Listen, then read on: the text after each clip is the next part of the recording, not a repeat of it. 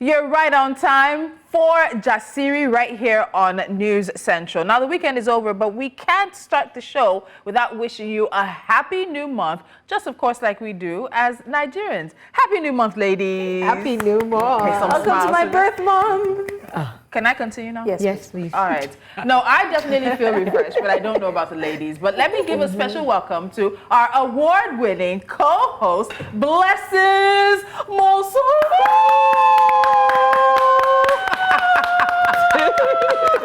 Now this is officially a table of multiple award-winning presenters. Yes, please. Wow. Yes. Congratulations. Congratulations. Blessings. You can And your talk. dress was so nice. Yes, I need to put it out there. I was so Say something. proud. She's of going to be nice you. to you temporarily for today. Yes, so like, I mean, for the first time, Lola is nice to me. Don't worry, I'll reciprocate, but not for too long. I just want to thank my family and fans me, you know, for coming through. I can't find my crown. I would have worn it because, I mean, Was it like, did people have to vote for it?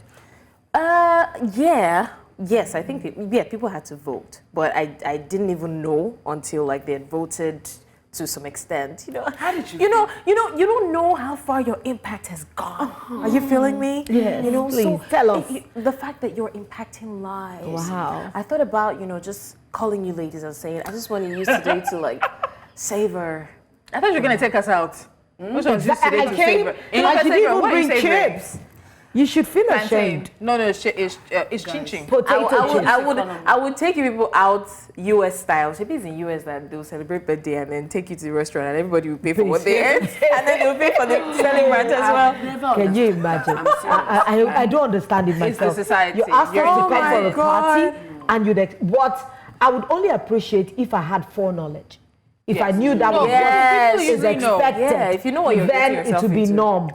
But not like in Nigeria. I came for your one day. Can you work it? Can that work in Nigeria though? How? We're celebratory people. In fact, Never. We like say to it spend out our loud. money. How do we come for you? I never. Hey, It's a different They will conversation. stand you up. Now, we have some stories from the weekend that we want to get into, but after that, we want you to know we'll speak to the lawyer who got a man out of jail after 10 months because he resigned his job by text. And hopefully, Nicholas Peter himself will also be joining us. Hopefully so. Now that will come right after the break. But first, here are these stories. Now, as you know, many people know by now, I wasn't the only winner this weekend. I mean, as much as I'd like to say I was the only winner, but there was also Chidimma Adetshina, who was crowned Miss Universe Nigeria 2024. Let's take South Africa roped Nigeria into their own beauty competition. Adetshina, 23 years old, pulled out of the Miss South Africa beauty pageant this year following criticisms from South Africans that she was not eligible to participate in the pageant. Her withdrawal stemmed from the information published on the organization's website that she was born in South Africa to a Nigerian father and a Mozambican mother. The organizers also affirmed that she was a naturalized South African. She cited the incessant attacks against her person and threats to her family after her withdrawal. Chidimma was then invited to participate in Miss Universe Nigeria representing Taraba and has now emerged the winner. First of all, very unrelated, but I want to say that I'm waiting. The lady in yellow, her name, no, for real, her name is Yeka. And I remember some years ago, she went viral she really, I think she was second runner, but she really celebrated if you see the way she was jumping. That was the lady that was so happy for the winner. I can't wait for the day she would win. I was honestly, I know that it's, you know, out of pity, but I really wanted her to win. But that's out of the way. Chidimma won. And there have been reactions, right? Of course, I was going to react myself. It really is too obvious, in my own opinion, right? I understand that, you know, we want to welcome her, we want to celebrate, we're happy that she's a part of it. I mean, she's not been to Nigeria in 20 years. That's if she has ever been to Nigeria. Does she know where Taraba State is? She doesn't even know the state she's representing. Does she know Taraba That is what State I do not like. It's about just win in peace. I don't think it's about winning in peace. But no, I think the Nigerians get emotional over everything. Sometimes things happen to people that might be negative, but that does not mean that, you know, because she now decided to come to Nigeria and participate and conveniently she won.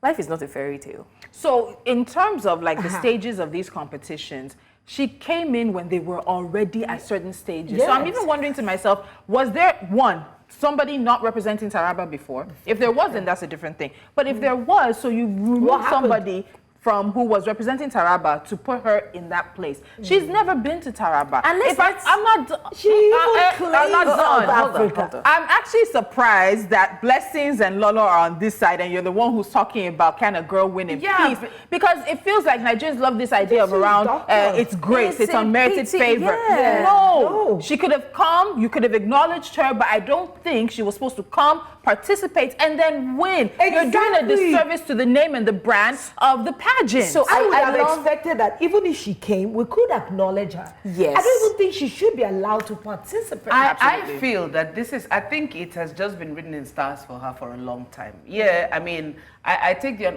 unpopular stance here, but I think it is something that she has been groomed into. She has, for me, this has been a long time coming for her. The fact that, number one, maybe, like you say, is leaning into the game between South Africa and Nigeria. Obviously. I don't think that can ever go away, but Nigerians are now stepping up, or Nigeria is stepping up and saying, let's bring her home, let's celebrate her. Probably there wasn't a Miss Taraba standing Even if celebrate there her wasn't. and then let her win. Those are two different Yes, so things. it's- not probably She let is her win. beautiful, no I mean, doubt. exactly. I When we cannot were lie, watching it, but- Lolo said, oh, she's beautiful. Anna was know. carried away. She's beautiful, she's eloquent, it's not a matter of being, I don't think, for me. Yeah, but there are I don't think criteria. so. Are I- there so- not? yeah, so because if there are criteria, that means there are rules to follow. There are ways to follow. If somebody needs to be, if protocol needs to be broken for someone, then there should be a caveat. What do you think this does to all the other girls in the pageant? I'm telling you. It's quite honestly, it's demoralizing. way too obvious. Now, I understand the need to bring her home and celebrate her, but it is not a pity party, right? We get that, okay, fine, let's even say she's allowed to participate. That's enough celebration. Let's not forget that Miss Universe Nigeria is just is it prequel? What do they call It's a it? precursor. To the actual Miss Miss Universe that Universe is going world. to happen in Mexico. She's going to Mexico. represent Nigeria. Nigeria. What does she know Okay. about Nigeria? So you're saying that she doesn't, like, what do you expect her to know about Nigeria that you think she doesn't know? What do you think she knows about Nigeria? What does she know? Oh. She doesn't know anything Well, about Nigeria. No, coming from I would like to Gen have her Z, on this No, set. No, it's the I truth. don't know. Coming from you, Gen Z, that everything is at your fingertips. She could. Who says even if she didn't know, she may have a skeletal idea of how things work here? Hold on. How many of our children who are here can even speak our languages? Okay, I digress. Let's come back to the table. All right. So who is to say she does not or she cannot have a coach to coach her through what she needs to know about Nigeria? This is But not these where- kind of ladies- things, like, I feel as if they're discrediting themselves. That is what I wanted to Because get over to. the years, there have been allegations, even though none of That them are before the pageants, ever people already confirmed. know the People winner. already feel as if they're going to just Well, we're not pick talking whoever about they this want. same thing in the And this is makeup like of when we obvious said in our face. we're talking with Joe when we said, yeah, awards can be a bit, contrived because people know the winners before they hand out the awards. And I said it on so many occasions. I've not.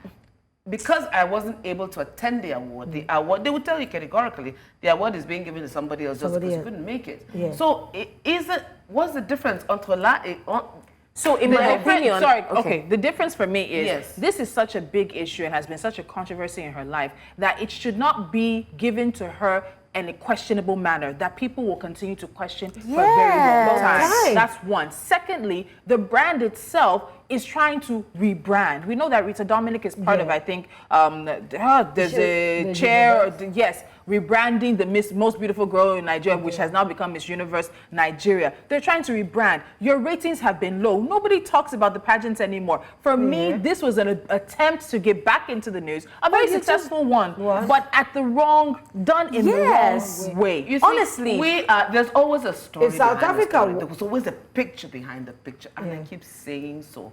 We are sentimental and emotional for nothing. So- we are usually driven by our emotions. So and our know, this I is what agree I with you want on to that one. say, I right? think- I This think is what you I want to deserve say. Pageantry is not a cram and drop situation.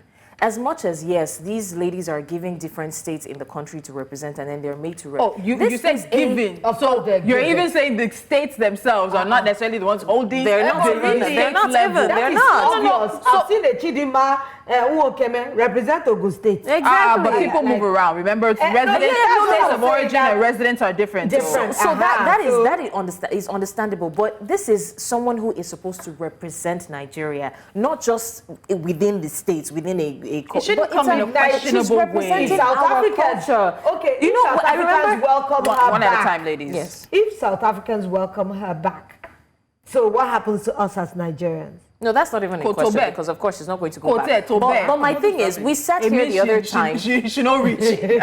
So my thing is, we sat here some time ago, and then we're comparing. We're like, oh, they didn't let Chidimma win, but they allowed a Miley Rowe, who is not even, who has a questionable history when it comes to being a South African, win. But now there's absolutely no difference. In fact, there's much difference because Maya grew up in South Africa.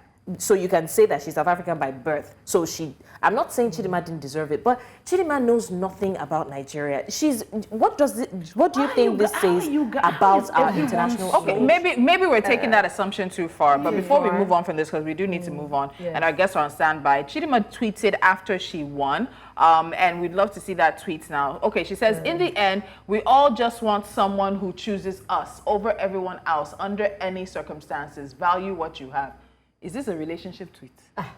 Nigerian, so let's translate. In the end, I just want someone who chooses me. Nigeria chose me. Value what you have. South Africa, you did not value me. And don't forget, she said regardless of the. So she understands that. If you are so totally many perspectives to this tweet, and so many. If we want to turn it inside out like orange that you finish eating, there are so many ways to interpret this tweet. And it's very subjective. And I think she did that. See the two beauty queens. South Africa's Miss Universe, South Africa. Nigeria's Miss Universe, Nigeria. Maybe so they just want to do pepper finger at, you know that pepper finger at South Africa. Look at me now. Honestly, anyway, if this story is causing this much controversy on the table, then let's move on to our next. That one you would really have time to go to town with pettiness. But we don't have time for the pettiness right now. Our guests are standing by. All right, guys, we need to take a quick time out. But when we come back, imagine spending 10 months behind bars and being charged with intentional insult simply because you resigned from your job. Now, Nicholas Peter, the young man who found himself caught up in this nightmare, and Funke Adeoye, the lawyer who got him out, join us to discuss a case that has once again shown the spotlight on Nigeria's justice system and also awaiting trial inmates in the country. Stay with us. Welcome back. If you're just joining us, of course, you're tuned to Jasiri. We are at News Central TV, everywhere that you're watching us. All right, recently, we got wind of a story.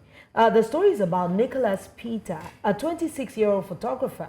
He made the national headlines after it was revealed that he spent 10 months in Kefi Correctional Center after he resigned from his Abuja-based photography job by text.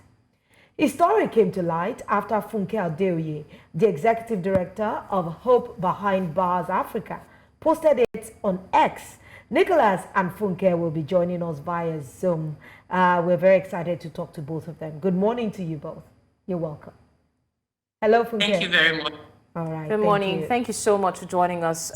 Nicholas, I mean, your story has garnered a lot of reactions across Nigeria, and once again, it has raised the issue of criminal justice in the country, especially highlighted the travails of thousands of people who are awaiting trial. And I'd like to say, Funke, thank you so much for shining the light on this story. But Funke, how exactly did this story come to your attention in the first place?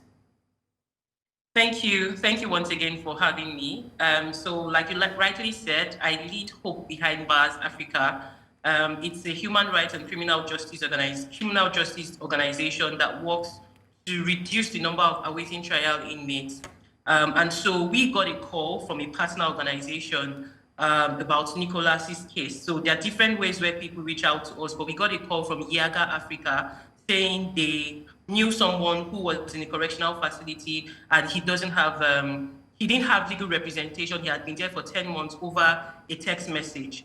So when we got the information, my team called the correctional service, that's Kefi Correctional Service, to get more details about the case.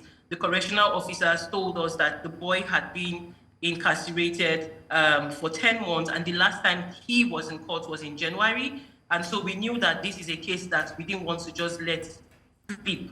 So when my team went to Kefi and then had a conversation with correctional officers, and also I think had a conversation with Nicholas as well, and then we got more details about the case and found out that there was a particular amount of money that needed to be paid to get him out, 50,000 naira, and he was in fact there because he had not been able to pay the 50,000 naira. And so we came back, and then an anonymous donor. So usually what we do is we reach out to some of our partners if we don't have the money. So an anonymous donor offered to pay the 50,000 naira, and we went back to the correctional service, worked with the correctional officers, made the payment. Usually the correctional officers will be the one to facilitate the payment to the court.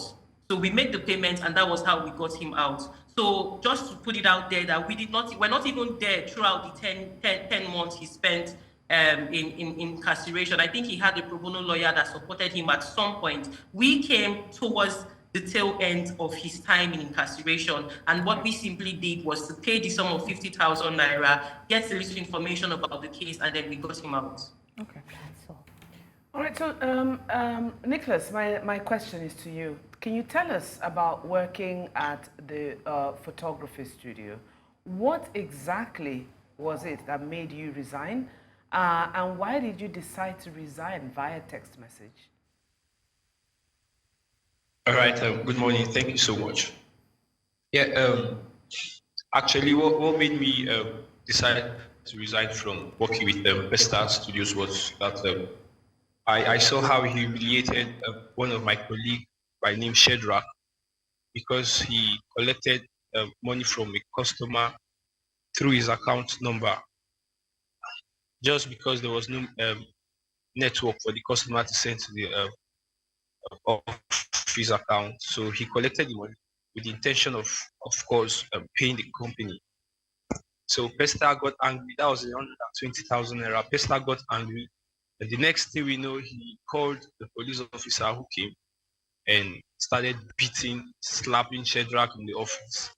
And then they eventually took Shedrack to the station. That made Shedrack stay in the station for 2 days. And I thought, man, working with this man, I wouldn't have been able to continue working with such a person. So I started looking for another place to work, which of course I found another place. That was why I finally had to resign. Well, I sent a message because at first I wasn't given an employment letter, so I never saw the need to write a resignation letter. Thank you. About obviously some kind of pattern possibly being present at your workplace. Now, Funke, I want to go back to sort of the timeline. As you said, you weren't involved initially, but you've been able to catch up. So what was initially a 2-week arrest ended up with 10 months of Nicholas's life being spent behind bars. He was charged with intentional insult and locked up in a room with 189 other cellmates at a prison in Kefi because he could not afford the bail sum initially first at 100,000 and then later at 50,000. Funke, when you said 50,000, we were here in the studio shaking our heads. And I know that there are people at home who will hear he couldn't afford 50,000 naira bail and that's why he stayed in jail. So a lot of people have been asking, one, what is intentional insult? Is that really a crime under Nigeria's laws? Yes, thank you so much. So intentional insult is actually provided for in section 399 of the Penal Code. So it's intentional insult with the intent to commit breach of peace. So it's actually a crime under the Penal Code. It's also under the Criminal Code, section 249 of the Criminal Code. It makes anyone who conducts himself in a manner that is likely to cause a breach of peace, using insultive language and all of that. So yes, it is a crime.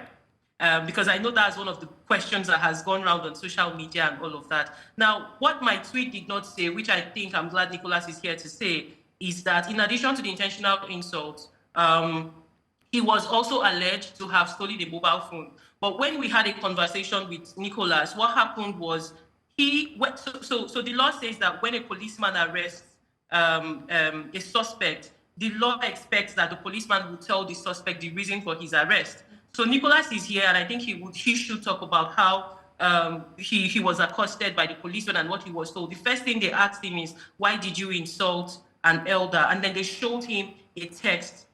They showed him the paper that contained the text that he sent to his boss. So it was after he was taken to the police station that the boss came and said, in fact, my phone, one of my phone had been, is missing and all of that. So basically, the charge sheet included intentional insult and theft of the mobile phone.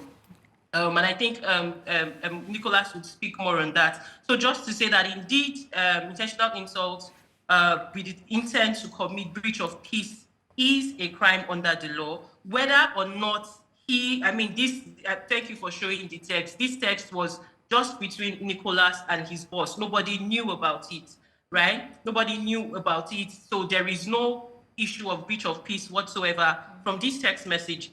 And I think that the core of the matter is not even the fact that, this happened with the boss or something. The fact is, even from the beginning, the law had been violated. The law says that investigation should precede arrest. So even if there had been intentional insult or whatever, even if there had been a theft or whatever it is, was it properly investigated before he was picked up?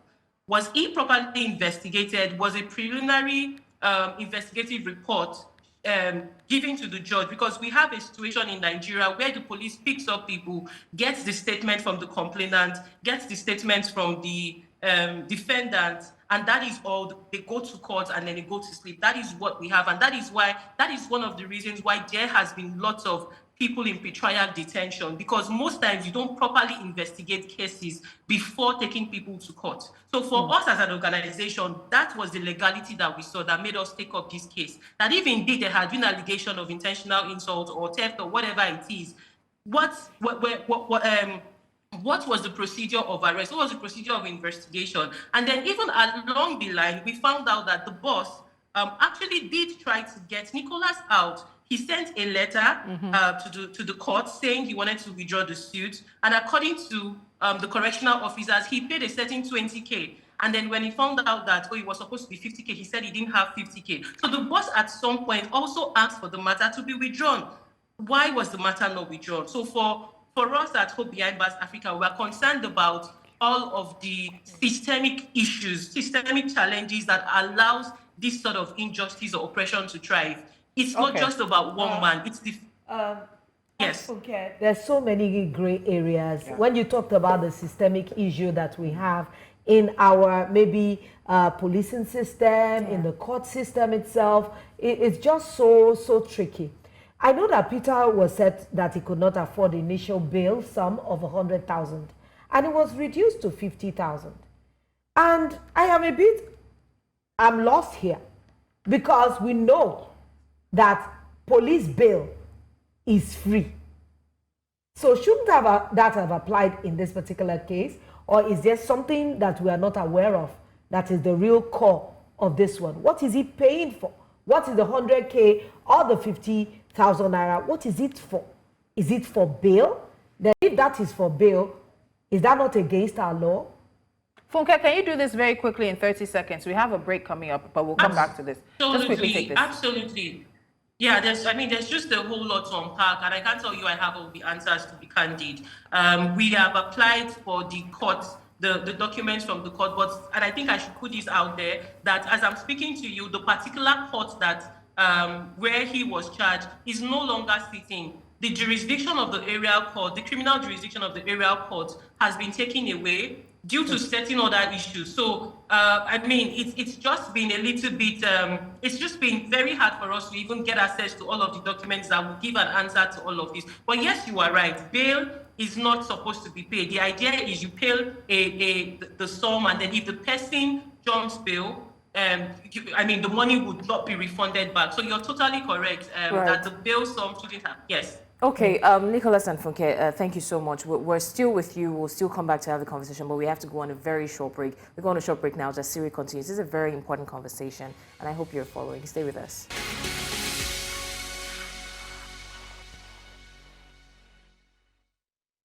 All right, welcome back. You're still live with us on Jasiri, and we're still talking about another case of wrongful detention. And we have Nicholas and Funke with us to continue the conversation. Yes. Now, Nicholas, I understand that it was really a hard time while you were in Kefi Correctional Center. Can you take us through that very quickly? Tell us about your time there. What was your experience like in the months that you were there? All right, thank you so much. My experience in the prison was the worst experience I've ever had. I just thank God I didn't die there. At least Hope Behind Bars came in quickly to help me gain my freedom and then save my life too. The prison system is so bad that usually inmates don't even get a place to sleep. We don't eat anything good. They don't serve anything good apart from the poor quality. The quantity, they serve you watery beans with nothing inside, no pepper, no salt, there's nothing. You don't get water to bath except maybe you have money to buy water. For over 3 months, I was lying on the floor, I was sitting on the floor. I didn't take my bath for 3 months until God helped me through the chaplain in the church that assisted me to get a place to be sleeping. And then they were supplying me with water from outside and something to be eaten too, because I was playing the keyboard in the chapel. See, so the experience was so bad, so terrible. I really feel for the rest who are still there experiencing the same thing, because so many don't even know what the next day would be like. You see, when you get sick, you're not sure of your next moment, because there are no drugs in the clinic.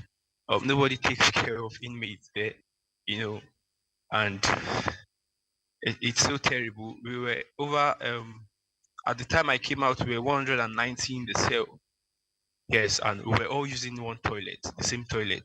And the most common sickness there is toilet infection. It's so bad.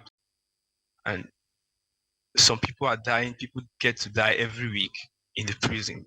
Yes, because of the cold. People are lying on the floor. So many people there are not even going to court. There are people who have been there for 12 years, still awaiting trial. At least the president of my cell has been there for 9 years, awaiting trial, unfortunately. And so many of the people from area courts in Abuja are still there. They don't take them to court, just like me too. They've not been going to court. They don't even know their fate, especially those who don't even have anybody in Abuja or around to go bail them out from court. So it's so terrible, really. Nicholas, I don't think any of us can express. I have goosebumps. Lolo she's in a different place right now. I don't think any of us can express how sorry we are on behalf of the Nigerian state for failing you. I'm so sorry, I'm getting emotional. Because I consider, he talked about somebody being with him for 9 years, or somebody being awaiting trial in a Nigerian prison for 9 years, 12 years. Funke, I need to come back to you because Nicholas remained behind bars even after his former boss, Oluwole Mike, who is a politician and an owner of a popular photography studio in the FCT, wrote a letter to the courts withdrawing the charge. Yes, you talked about the fact that he was willing to pay 20,000 naira. Then when he found out it was 50,000, he pulled out. But why wasn't this sufficient to get Nicholas out of jail? Let me also add that this man has now deactivated his account on X and has been deleting posts as well. So let's talk about why the person who complained, who in this situation seems to have abused his power, came back and says, you know what, I want to withdraw this case, and some reason, somehow, the case was still not withdrawn. Talk to us about that, Funke. Thank you very much. To be candid, the only explanation we can have for that is what I mentioned earlier, that recently the criminal jurisdiction of the particular court where Nicholas was taken away. And let me say that the reason why the criminal jurisdiction was taken away is because of some very systemic issues that court had perpetrated over time. So many issues with the court. So the court had taken away the criminal jurisdiction of the upper area courts and the area courts. So the court is no longer sitting on criminal matters. Now, but the problem that so many people were still tried, or so many people that had been charged under that court, I think over 100 of them, because my organization has also been trying to follow up on those cases, are still incarcerated. Ideally, what should happen is that the IPO, in charge of their cases, should ask for their file to be moved either to the High Court or another court that has jurisdiction, but that hasn't happened. So that is our understanding. Like I said, we have applied to get court documents. We came into the matter just 2 weeks ago, so we're still trying to know what exactly transpired up until January, which was the last time Nicholas went to court. Nicholas, now you mentioned that before all of this, you found a new job. Is it still available? What are you going to do after this? What's your plan? Okay, yeah, the job I got after my resignation, it's no more available, but I got a new place where I'm currently working. In fact, I got it from the prison. The week Hope Behind Bars called to assure me that I'm coming out, I placed the call through and then applied for a job at a place in Wuse too. So I got the job right from prison and I've resumed work. Yes. I love that. I love that. Sorry, Nicholas, I just want to ask you, maybe this a little personal. Where are your parents in all of this? Because I haven't heard you say anything about your family. Is it that they are not aware? And you are in Abuja. Who do you stay with? Do you have family with you? How come this case lasted and there had been no family intervention whatsoever or has been mentioned? Can you just enlighten me on that a little? Okay, yeah, thank you so much. My family are not here. They're in Akwa Ibom, actually. My dad is a retired military personnel, and I actually had an issue with my dad. So I didn't tell any of them I was in prison. I only told them when I came out so he could himself call the person who helped me come out to appreciate them. That was it. Thank you. Thank you very much for that.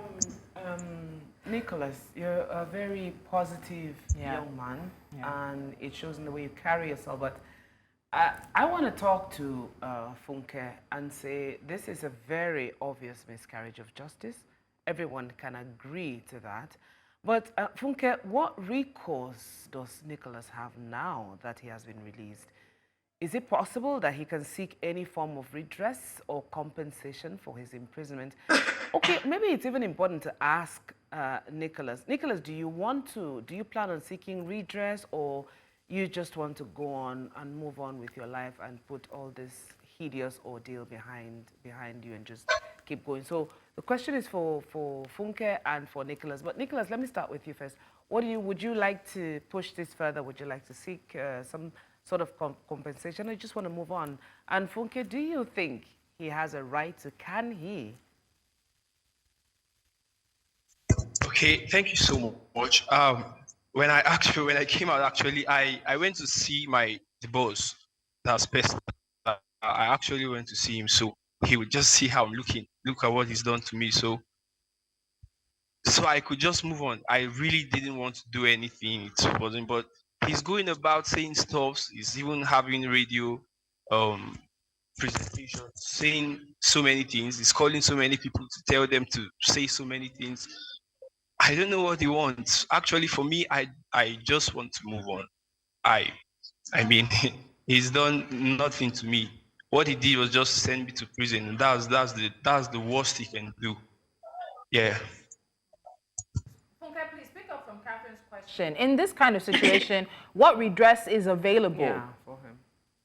I mean, there are lots of redress. For Nicholas's case, we have applied for the court documents so that we know where to start from. But off the top of my head, I would say that we can look at issues of malicious prosecution by looking at from investigation to the point of arrest to the time he spent in detention before going to court? Was there any form of, is there evidence of malicious prosecution? Because in everything that we do, we need to have like all the evidence. Then there's also the question of false imprisonment. Was he falsely imprisoned?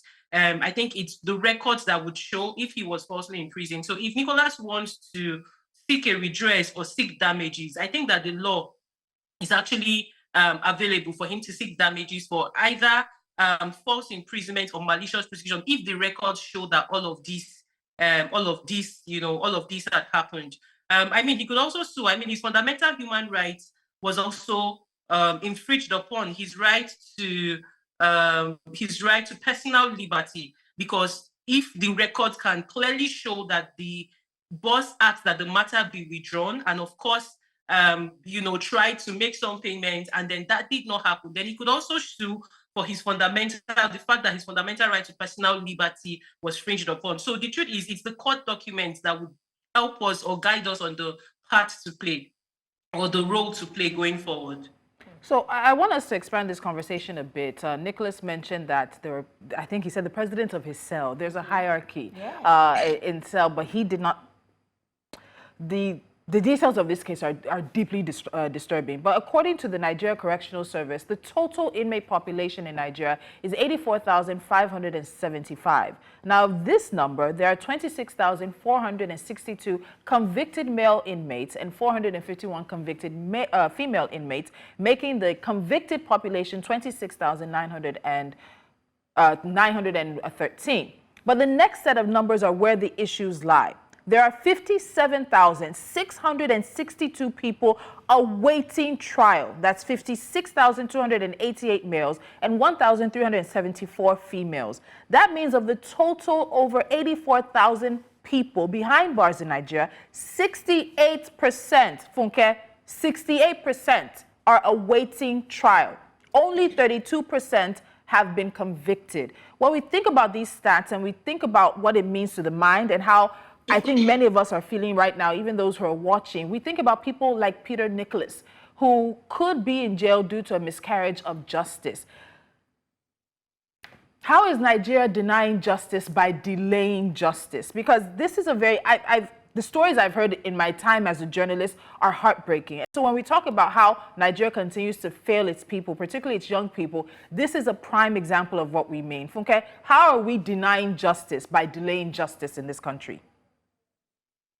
Thank you so much. I think our laws are actually very clear when it comes to how much time a person should spend in incarceration. Nigeria has some of the, I always say Nigeria has some of the laudable criminal justice legislations, like the Administration of Criminal Justice Act, which provides that ideally a criminal case should be completed within 180 days. So yes, the fact that somebody has to spend 9 years or all this lengthy time in incarceration is actually a denial of justice. The Constitution also says that a person should not be denied of his right to personal liberty except in execution of a court sentence. So ideally, the only people that should be denied of personal liberty or should be incarcerated are convicted persons. So this number that you just called out, which is might actually be more than what it is a denial of people's access to justice. And there are so many issues around that, from the process of investigation and arrest to the process in which, some of them don't have access to legal representation. Some of them, a situation whereby a matter starts in a particular court. Even Nicholas's matter, I think there are so many things to unpack from Nicholas's matter, because his case started in a particular court and it was moved to another court, and the court had to start de novo. So there are many issues surrounding this, and there's been lots of interventions. Like I said, the laws are very clear as to the time a criminal matter should start and end. But sadly, when it comes to implementation, we've not been able to properly implement the law. So I think a lot of focus has to be on implementation of the provisions of the Administration of Criminal Justice Act, and then more importantly, implementation of even the non-custodial of the Nigerian Correctional Service Act on non-custodial sanctions. Some of these cases that people that keep people behind bars are petty offenses that can easily be dispensed with through a non-custodial sanction, like community service and the likes. But sadly, implementation of the non-custodial of the Nigerian Correctional Service Act has also been left hanging. We also have another one, the criminalization of petty offenses. We still have certain crimes that are very petty, crimes like people walking on the street, people loitering, they call them vagabonds. In Lagos, you would find people arrested for environmental infractions, and then they are arrested. And of course, these people don't have legal representation, and they can easily be there for as long as possible. Some of them, they have missing files. We've handled cases in the past where people's files are missing, and for years on end, they are there. They don't even see a single day in court.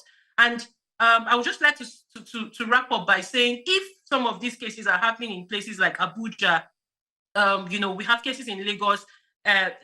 Nicholas's case happened in Kefi, Nasarawa, and all of that. Imagine what is happening in some of these other states that a lot of touchlight is not on. So I think that we can go on and on talking about the problem, but where is the solution? The solution lies in our laws, and our laws have already provided for what we need to do to reduce the number of times awaiting trial inmates spend in court. I think we just need to focus on implementation of this law. We need a political will of the government. We need to get to a point whereby people that don't have anybody, people that don't have money, people that don't have status can look at the justice system and really believe in the justice system, because as it is right now, it looks as though the justice system is just for the rich. So let's wrap with Nicholas now, because you've spoken about, thankfully you're able to get a new job and you're able to do that from prison. You're looking forward to moving on, but from the citizen standpoint, where people say the judiciary is the last hope of the common man, Nicholas, what has this experience taught you? What has it taught you about Nigeria in particular? And life. Actually, what I think right now about the judiciary system of Nigeria is that we don't even have a system. We don't have a system that works. Because how can the police just come? Because it was alleged that I took the office phone and then I insulted an elder without a proper investigation. I mean, there were CCTV cameras in the office. Why were they not checked? Why didn't they check the footage? They just kept me in the cell for 2 days and then they took me to court, and from court straight to prison. I mean, the judiciary cannot be the hope of the common man, actually. Yeah, I cannot have faith in the judiciary. Thank Nicholas, I want to quickly ask you, when you confronted your former employer, what was his response the day he saw you? True. Oh, wow. He said he feels so pity for me. He advised that I should go for deliverance in one of the churches. And then what he did was he gave me 20,000 naira to go help myself. And that was it. If he could have given you 20,000 naira at that time, he could have paid the 50,000 naira initially. He said that he didn't have the money. At that time. Yes. And sometimes when I saw the picture of the guy, I almost went to some sect. You would say that, oh, these people are supposed to have piety, kindness. From the way they looked, you say, oh, these are people that should have, should be empathic. Or I don't even know the English to use at this moment. Milk of the human spirit. Look at them, looking so demure. And you would think that kindness will emanate from them. I don't know. I feel off is the word. Thank you so much, Nicholas and Funke, for joining us. And thank you again, Funke, for shining the light on this story. And I'm hoping that a lot of other people who are there awaiting trial, especially those who have been wrongfully detained for a long time, will get the freedom and justice that they so deserve. Thank you so much, Funke. And thank you so much, Nicholas. And congratulations on your new job. And I hope that it's going to be higher on from here for you. Thank you. Thank you very much. We're pulling for you, Nicholas. Funke, thank you so much. Thank you. Man, this. I am just. So I had goosebumps when he was talking. He didn't take his bath for 3 months. No food, no medicine in the prisons. Didn't we hear a few years ago or recently that they were spending how much money feeding prisoners? I'll look for the number. How much money they spent feeding prisoners in Nigerian prisons? That they also wanted us to stop calling them the Nigerian prisons, that they've changed to Nigerian Correctional Service. And what is in a name? In Nigeria, there's really nothing in a name, but more so, you just think of Nicholas. I remember when I was on radio, there was a young man, because I've been speaking to people who work with people who are waiting trial. Yeah. You're not convicted. Your life is in a balance. In some situations, your family does not know where you are. So a young man has started working, a young woman has started working as a fuel station attendant. She closed late one night. Guess what? The police here in Lagos picked her up. They picked her up and said she was the environmental sanctions, and then also accused her of prostitution. She said, please, this is my workplace. Go back and you can ask them. No. Not only did they carry her from that area, they carried her to another area. Her family did not know where she was. She was in jail for over 9 months, awaiting trial. Of course, I know a brother of a friend that was just in a viewing center. This one, it was personal. He was in the viewing center, one of these, and they raided the viewing center. And carried all of them. Where do they get off? For 9 months. These pockets, what Lolo is saying, I know it's going to lean into what Tolu has shared, and I'm saying, where are these officers, are they operating a law that we are not aware of? Where do they get the freedom to be able to pick people up so randomly? Imagine that girl at the fuel station. Her family would be looking for her and probably go and declare her a missing person. By the time you saw the charges that they raised for this guy that I know, a friend's brother, you'll be wondering that how did this being caught up in a viewing center, it wasn't even in midnight. They were watching one of these their marches, and they had put all sorts of charges. I think for me, people say, nowadays you hear people say, when you go out, let someone know where you are. You see some BCs broadcasts that say, don't be out after a certain time because, these wild dogs are on the road. So my major concern is the fact that this thing started off as Nigerian citizens who have, because now is either you have or you don't have, using the police force or the military men as personal bodyguards. And then you think it will stop there. As enforcers, because he talked about another colleague that was beat up by security. So now it has degenerated into a case of once an employer has an issue with an employee, or someone who has money has an issue with someone who doesn't, the security forces take it up as though it's their own problem. This is not the first. We talked about Erasco Food. We talked about the other lady who helped someone and then in Abuja and it's like the security, they just take it up. You're hearing issues, you're hearing charges that have no business with you. They're saying it's no longer a case of you and this person. It's now the security force against you. Another thing that is obvious is this we need to go, of their case file. That is so monumental. There's a continuing conversation we're going to have, but unfortunately we don't have time. I can see some messages on social media, and people are asking for the content of the text message that Nicholas sent to his boss. When you check online today, you're going to get that text message and see exactly what Nicholas said to his boss, to end up being charged with intentional assault and then spending 10 months in jail. We will, of course, reach out to Oluwole Mike, the man at the center of this, offer him an opportunity to also share his side of the story. If he takes us up, that's fine. If he doesn't, this story continues. And, of course, shining the spotlight on other conversations like this. Thank you so much for joining us today. Meet us here at 10 a.m. tomorrow for more conversations and Jasiri Flair. Have a good day.